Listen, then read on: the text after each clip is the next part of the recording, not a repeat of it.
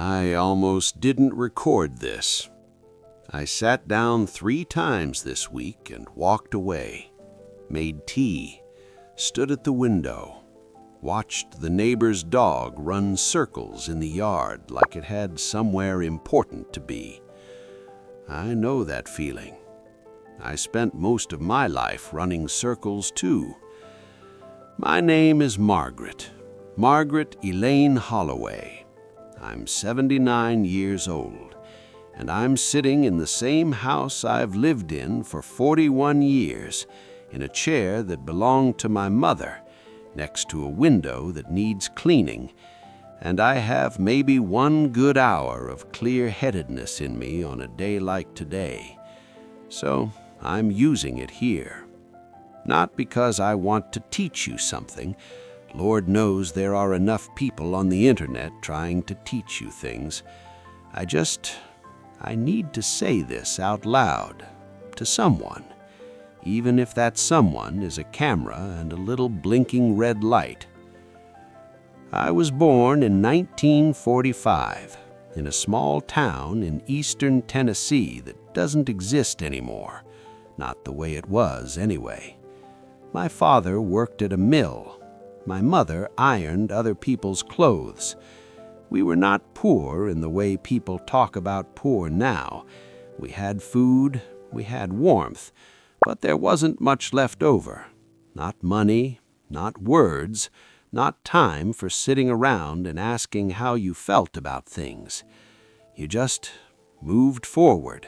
That was the whole instruction manual for life where I came from. Move forward. Don't complain, be grateful, work hard, and one day it will have been worth it. I believed that for a very long time. I married at 24. His name was Robert. Bob, everyone called him, though I always called him Robert because I thought it suited him better. He had this way of laughing, this short, surprised laugh, like joy always caught him off guard, like he never quite expected good things to happen, but when they did, he couldn't help himself. We had 2 children, a son, Danny, and a daughter, Claire. I worked as a bookkeeper for a heating supply company for 22 years. Robert drove trucks for a regional outfit. We saved when we could. We didn't vacation much. We told ourselves there would be time for that later. You know how that sentence ends. There's a memory I keep coming back to. I've been coming back to it for years now, and I still haven't figured out what to do with it. Danny was maybe 7 years old. It was a Saturday morning in October, one of those mornings where the light comes through the trees sideways and everything looks like it's made of something softer than usual. He came downstairs in his pajamas, little flannel ones with footballs on them, and he said, "Mom, can we just stay in today? Can we just not go anywhere?" And I said, "Danny, we have things to do. Go get dressed." He didn't argue. He just nodded and went back upstairs. That was it. That was the whole thing. It wasn't dramatic. Nobody cried. Life went on. But I have thought about that morning more times than I can count, because I don't even remember what we did that day. I don't remember what was so important. I don't remember where we went or what got done. All I remember is the look on his face when I said no. Not hurt exactly, more like a door closing, very quietly. I don't want you to think I was a bad mother. I wasn't. I showed up, I made lunches and attended school plays and stayed up nights when they were sick. I did what I understood love to look like at the time.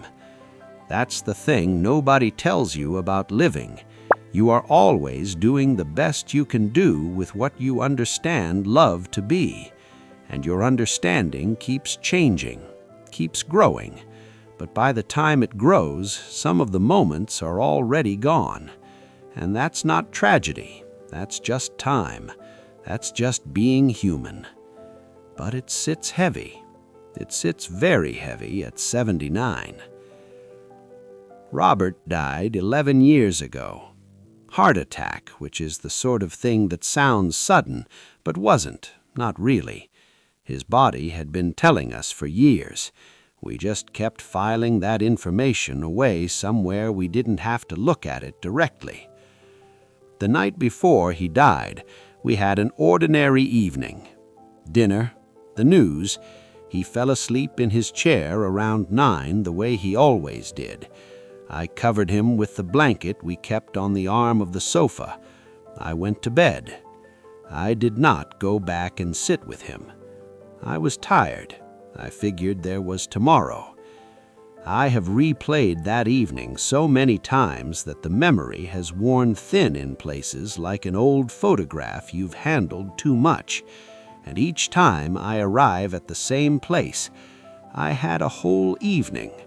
I had a sleeping man I had loved for 47 years right there in the living room, and I went to bed, not because I didn't love him, but because I believed, the way you believe in gravity, that he would still be there in the morning. I'm not telling you that to make you feel sad for me.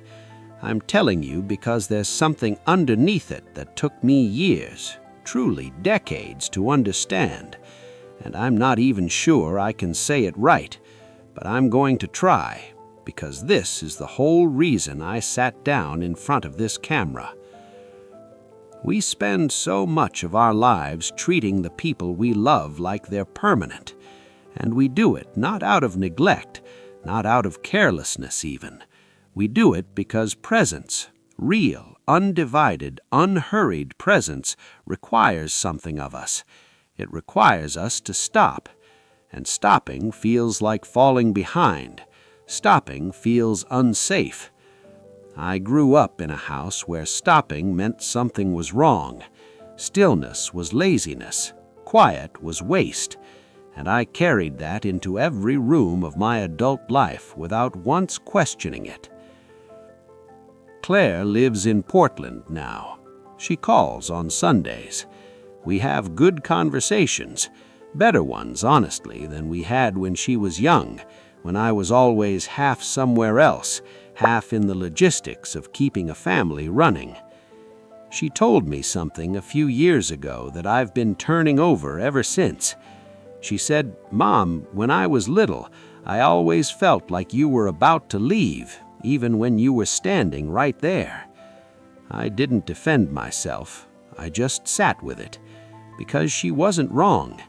I was always mentally packing for the next moment, already thinking about dinner when we ate lunch, already planning the week during the weekend, already somewhere ahead of wherever I actually was. And the people I loved most, they felt that. Children especially feel that. They can't name it, but they feel the difference between a parent who is with them and a parent who is nearby. I was nearby for a lot of years. There was a summer. Danny must have been 12. Claire was 9, when we rented a little cabin up near a lake for a week. It was the only real vacation we took when they were children. I remember Robert teaching Danny to fish off this old wooden dock at dawn. I was watching from the shore, drinking coffee. Claire was still asleep inside. The water was completely still, and Robert and Danny weren't even talking. They were just standing there together, holding their poles, watching the water. I remember thinking I should go get my camera. I went inside to get my camera. By the time I came back, the moment had passed. Danny had gotten bored and walked off to look for frogs. Robert was reeling in his line. It was a small thing, but I went for the camera instead of walking out on that dock and standing next to my husband and my son in the quiet.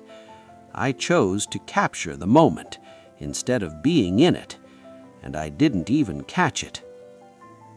I think about that a lot now, how much of my life I spent trying to hold on to things instead of actually touching them.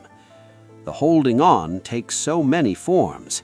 The photographs, yes, but also the planning, the recording, the telling yourself, remember this, instead of just being inside it when it's happening. I am not young enough anymore to make that mistake. When Danning visits now, he lives about 3 hours away. He comes a few times a year. I try very hard to just be in the room with him, to not be making mental grocery lists, to not be half watching the clock, to look at him and actually let it land that this is my son, and he is here, and this ordinary afternoon is the whole thing, not the thing before something else. I took until my late 60s to learn how to do that, maybe 70, and some days I still don't manage it. I've had time to look back across my life like you. The way you look back down a road you've already walked. And what I see, the thing that surprises me most, is how many beautiful things were happening all along. Not in spite of the ordinary days, in them. Robert laughing at the news, Claire singing to herself in the other room, not performing, just singing because she felt like it. Danny sitting next to me on the porch steps when he was small, not needing anything, just sitting. Those were the moments. Those were always the moments. And I was there for most of them, physically. I was in the house, I was nearby. I just wasn't all the way there. I am all the way here now, that's what I can tell you. Late, yes, much later than I wish, but something happens near the end of things, and I don't say this to frighten anyone. I say it because it's simply true. Something clarifies. The noise falls away, not because you've earned some kind of wisdom, but because there simply isn't time anymore for anything that doesn't matter. And what's left is small. A phone call that doesn't have an agenda, a cup of tea that you actually taste, the way the afternoon light hits this chair that belonged to my mother, the fact that I am sitting in my mother's chair. I don't know how many more times I'll get to do that. So that's it, I suppose. That's what I wanted to say. Not that you should do something differently, not that there's a lesson here with steps and takeaways, just that the life you are in right now, the ordinary, slightly tired, not yet figured out life, that is the one. That's not the rehearsal. And the people in it, the ones you assume will be there tomorrow, they might be, but tomorrow you'll be assuming that again. I hope you're somewhere warm as you're watching this. I hope someone you love is nearby. And if something I've said today leaves you sitting quietly for a moment, not doing anything, not planning anything, just sitting, that's more than enough for me. That's the whole reason I pressed record. If something here moved you, you don't have to say anything clever in the comments. You don't have to say anything at all. But if you want to leave a word, I'll be here. I still read them, every single one.